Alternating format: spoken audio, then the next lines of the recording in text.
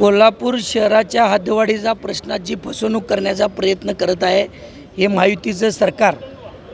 एकीकडे म्हणायचं की हद्दवाढ आम्ही करायला सकारात्मक आहोत, आमच्या नियोजनाचा बाब आहे.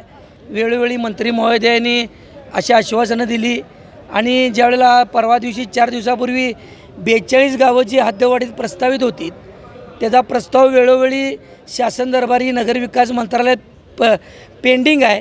अशा वेळेला त्या खेडेगावातल्या त्या गावांना विशेष प्राधिकरणाचा विशेष दर्जा देण्यात आलेला आहे. कोल्हापूर प्राधिकरण म्हणजे 2017ला स्थापित झालं होतं.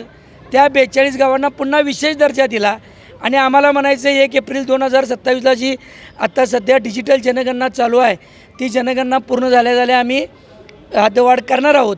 आणि इकडं विशेष दर्जा मात्र या 42 गावांना द्यायचा.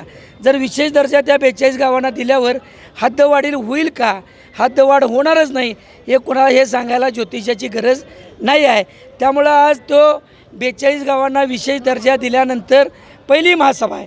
मग विरोधी पक्ष म्हणून आमची काँग्रेस आघाडीचं म्हणणं आहे की शहराची हद्दवाढ झाल्याशिवाय कोल्हापुराचा भौगोलिक विकास साधला जाणार नाही.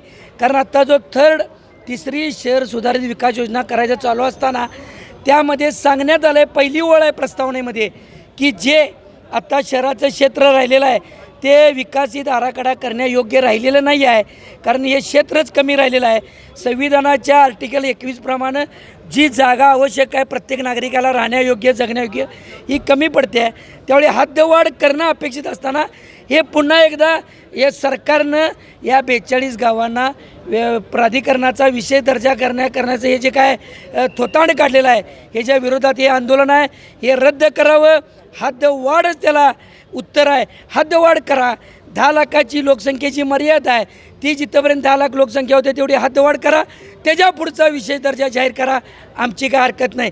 दरवेळेला कोल्हापूर शहराला फसवायचं आणि कोल्हापूर शहराला विकासात्मक बाधा आणायची.